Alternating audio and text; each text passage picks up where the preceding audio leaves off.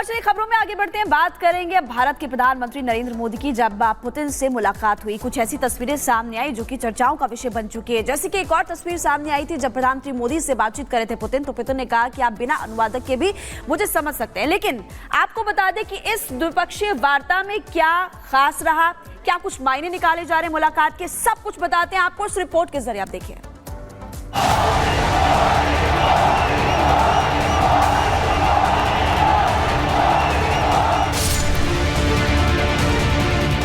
समस्याओं का समाधान शांतिपूर्ण तरीके से ही होना चाहिए।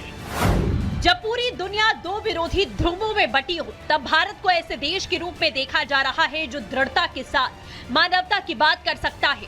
एक तरफ यूरोप दुनिया पर अपने दबदबे का दावा करता है, तो दूसरी तरफ एशिया का उदय हो रहा है और एशिया किसी विकास का सूरज साबित होता दिख रहा है। ब्रिक्स, जिसमें कई देश शामिल हैं, लेकिन इस मंच से सबसे प्रभावी खिलाड़ी तीन हैं: भारत, रूस और चीन। ये वो तीन देश हैं जिनका प्रभाव पूरी दुनिया पर है। इसीलिए इस बार रूस में होने जा रहे इस महासम्मेलन पर सुपर पावर अमेरिका की भी नजर है। खासकर एशिया और दुनिया में भारत के बढ़ते प्रभाव को देखते हुए अमेरिका समेत पूरा यूरोपियन यूनियन इस वक्त रूस के कजान शहर में होने वाली बैठक पर अपनी नजरें गड़ाए बैठा है। मोदी पर नजरें टिकी होने की वाजिब वजह भी है, क्योंकि जिस तरह से पीएम मोदी का दबदबा दुनिया में बढ़ रहा है और मोदी के सामने भारत के दुश्मन एक एक कर घुटने टेक रहे हैं, उसे देखकर अमेरिका भी दंग है। रूस के राष्ट्रपति पुतिन ने तो यूक्रेन से जारी जंग के बीच ये तक कहा है कि रूस यूक्रेन जंग को रुकवाने का दम सिर्फ भारत में है।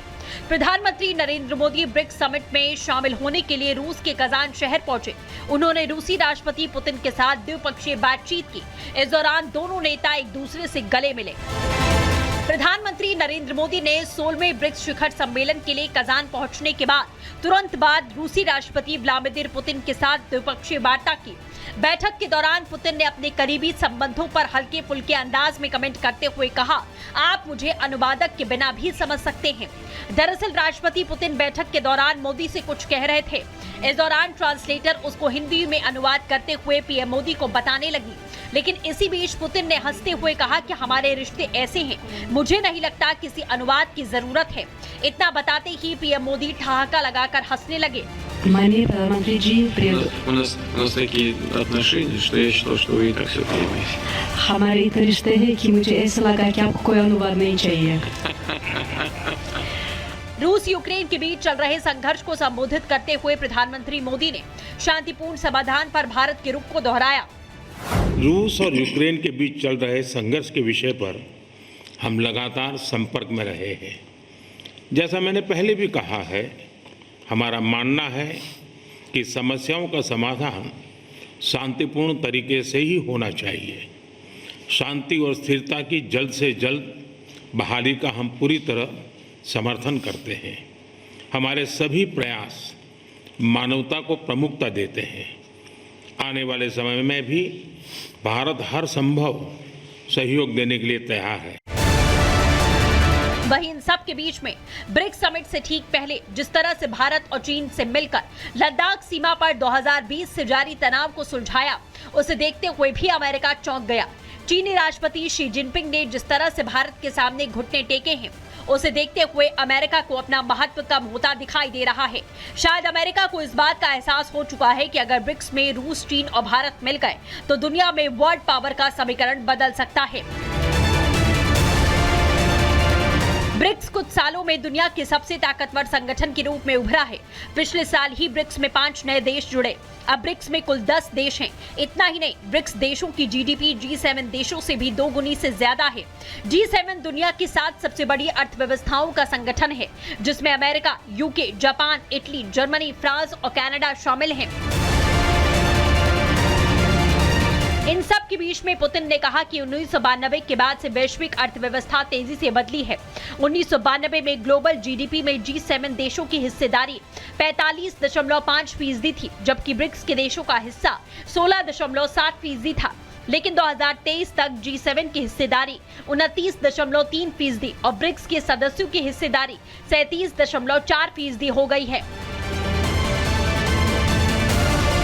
ब्रिक्स के विस्तार का सबसे ज्यादा समर्थन रूस और चीन करते हैं। यही वो देश हैं जो अमेरिका और पश्चिमी देशों के विरोधी हैं।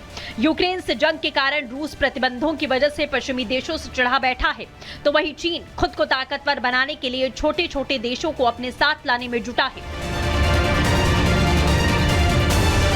इसीलिए ब्रिक्स के विस्तार से अमेरिका की चिंता बढ़ सकती है। अल्जीरिया और मिस्र दोनों ही अमेरिका के अच्छे दोस्त हैं। दोनों ब्रिक्स से जुड़ना चाहते हैं। मिस्र तो जुड़ भी गया, लेकिन अमेरिका ऐसा नहीं चाहता। अमेरिकी राष्ट्रपति जो बाइडेन ने एक बार कहा था, वो नहीं चाहते कि उनके दोस्त बाकी देशों के साथ रिश्ते बनाएं। यही वजह है अमेरिका की निगाह भी ब्रिक्स पर टिकी है। उसकी नजर वहां पीएम मोदी की 1-to-1 होने वाली जिनपिंग की बैठक पर भी है और रूस यूक्रेन के बीच छिड़े जंग में भारत के रुख पर भी। ऐसे में ये कहने में कोई दो राय नहीं है कि मोदी इस वक्त दुनिया के सबसे अहम पर्सनालिटी बने हुए हैं। Bureau report, Republic Bharat. तो मोदी और पुतिन की मुलाकात हुई और इस दौरान भी हमारे देश के प्रधानमंत्री नरेंद्र मोदी ने शांति का संदेश दिया। हम शांति और स्थिरता का समर्थन करते हैं। प्रधानमंत्री नरेंद्र मोदी ने इस दौरान ये भी कहा, युद्ध रोकने के लिए भारत हर तरह के सहयोग के लिए तैयार है। प्रधानमंत्री ने साफ साफ कहा, भारत के लिए ब्रिक्स सदस्यों के आपसी संबंध काफी ज्यादा महत्वपूर्ण है। ब्रिक्स वैश्विक विकास पर संवाद का महत्वपूर्ण मंच है, ये भी प्रधानमंत्री नरेंद्र मोदी ने कहा। इसके अलावा भारत रूस की रणनीतिक साझेदारी को और ज्यादा मजबूती मिली है। तो प्रधानमंत्री नरेंद्र मोदी की जब पुतिन से मुलाकात हुई थी, इस दौरान प्रधानमंत्री मोदी ने तब भी वहां पर शांति का संदेश ही दिया। तो ब्रिक्स सम्मेलन में 16वें शिखर सम्मेलन में जो मुलाकातें हो रही है वो बेहद ही महत्वपूर्ण है। फिर चाहे भारत और रूस की मुलाकात रही हो या फिर आने वाले वक्त में भारत और चीन के बीच में द्विपक्षीय वार्ता, और इसी तरीके से भारतीय प्रधानमंत्री नरेंद्र मोदी और ईरान के राष्ट्रपति के बीच में भी द्विपक्षीय वार्ता हुई है। जिस गर्मजोशी के साथ ये मुलाकात हुई, उसके बाद माना यह जा रहा है कि आने वाले वक्त में ये मुलाकात बेहद अहम होगी दोनों ही देशों के बीच के रिश्तों के लिए।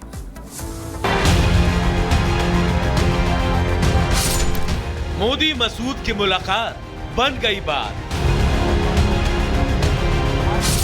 भारत ईरान की दोस्ती हुई मजबूत। अब भारत आएंगे मसूद पेजेश्कियन। संघर्ष रोकने के लिए भारत पर टिके निगाहें। प्रधानमंत्री नरेंद्र मोदी ने कजान में ब्रिक्स शिखर सम्मेलन से इतर ईरान के राष्ट्रपति मसूद पेजेश्कियन से भी मुलाकात की। दोनों ही नेताओं ने ईरान और इजराइल के बीच बढ़ते तनाव के बीच में पश्चिम एशिया में शांति की जरूरत पर बल दिया और सभी पक्षों के साथ अपने अच्छे संबंधों के कारण संघर्ष को कम करने के लिए ईरान के राष्ट्रपति ने भारत की भूमिका पर जोर दिया। जुलाई में चुनाव जीतने के बाद राष्ट्रपति बने पेजेश्कियन और पीएम मोदी के बीच ये पहली मुलाकात है और पहली मुलाकात में ही पीएम मोदी ने पेजेश्कियन को भारत आने का निमंत्रण दे दिया, जिसे ईरान के राष्ट्रपति ने तुरंत स्वीकार कर लिया। दोनों नेताओं ने चाबहार बंदरगाह और अंतर्राष्ट्रीय उत्तर दक्षिण परिवहन गलियारा यानी INSTC के साथ दूसरे क्षेत्रों में बेहतर सहयोग और तालमेल के साथ आगे बढ़ने पर सहमति जताई है। इस दौरान पीएम मोदी और पेजेश्कियन के बीच पश्चिम एशिया की स्थिति पर चर्चा हुई। प्रधानमंत्री मोदी ने इजराइल और ईरान के बीच बढ़ते तनाव को कम करने के लिए बातचीत और कूटनीति पर जोर दिया, तो ईरान के राष्ट्रपति पेजेश्कियन ने शांति और सद्भाव की आवश्यकता पर जोर दिया और कहा कि भारत अपने बेहतर संबंधों की वजह से संघर्ष को कम करने में सक्षम है। प्रधानमंत्री मोदी ने पेजेश्कियन को उनकी हालिया जीत पर बधाई दी और ईरान के साथ सदियों पुराने द्विपक्षीय संबंधों को और गहरा करने के लिए भारत की प्रतिबद्धता भी दोहराई। दोनों नेताओं ने विभिन्न क्षेत्रों में सहयोग को और मजबूत करने के तरीकों पर चर्चा की। वहीं पीएम मोदी ने एक्स पर लिखा कि ईरान के राष्ट्रपति मसूद पेजेश्कियन के साथ बहुत अच्छी बैठक हुई। हमने अपने देशों के बीच संबंधों के सभी पहलुओं की समीक्षा की। हमने भविष्य के क्षेत्रों के संबंधों को और गहरा करने के तरीकों पर भी चर्चा की। पीएम मोदी ने जहां ब्रिक्स में ईरान का स्वागत भी किया, तो वहीं दोनों देशों ने चाबहार बंदरगाह के लॉन्ग टर्म एग्रीमेंट पर हस्ताक्षर को द्विपक्षीय संबंधों में एक मील का पत्थर बताया। इसके अलावा उन्होंने अफगानिस्तान के पुनर्निर्माण और पुनर्विकास के साथ साथ सेंट्रल एशिया के साथ व्यापार और आर्थिक संबंधों को बढ़ाने पर भी चर्चा की। उम्मीद की जा रही है कि आने वाले वक्त में ये मुलाकात भारत और ईरान के बेहतर रिश्तों को गढ़ने में अहम रोल अदा कर सकते हैं। Bureau report, Republic Bharat. और देखिए ब्रिक्स में 9 ऐसे देश शामिल हैं जिनकी अर्थव्यवस्था काफी ज्यादा मजबूत है। इसीलिए सवाल खड़े हो रहे हैं कि इस बार आखिर करेंसी क्या होगी। और करेंसी इसलिए भी सुनिश्चित करना जरूरी हो जाता है जिस तरीके से यूरोपीय यूनियन की यूरो है, इसी तरीके से ब्रिक्स देशों की भी कोई करेंसी हो ताकि व्यापार करने में और आसानी हो।